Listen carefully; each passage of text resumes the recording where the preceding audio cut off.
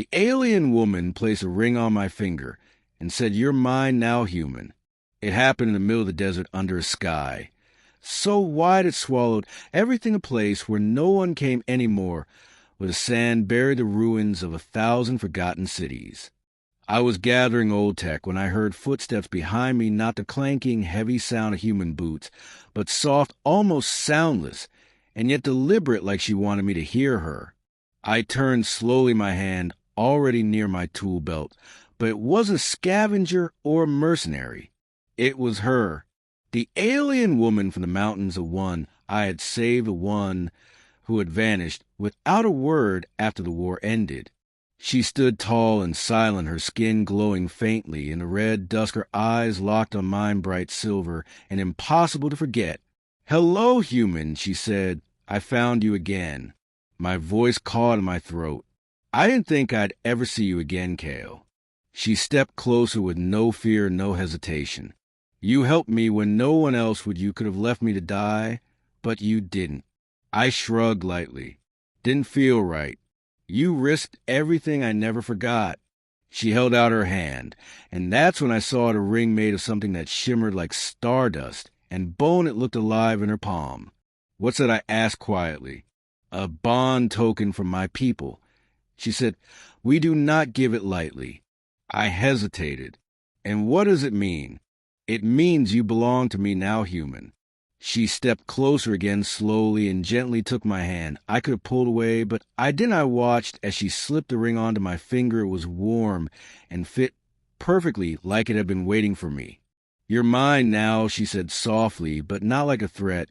It was something else, something heavier, more sacred.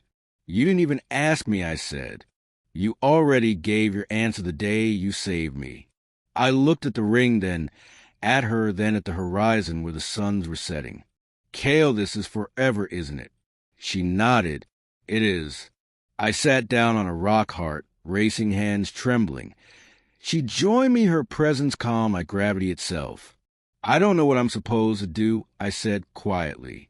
"Just stay," she whispered. "Just don't run." I looked at her, and I remembered everything, the blood, the screams, the dust, and how she had looked at me even back then, like I was more than a soldier, more than a human. They would never have allowed it, her people or mine. But now there were no more commanders, no flags, no orders, only us and the silence between stars. I closed my hand around hers. "So what happens now?" She tilted her head, watching me. "We build something from the ruin. We make something only we understand. And what if I mess it up? Then I will be there to hold you still."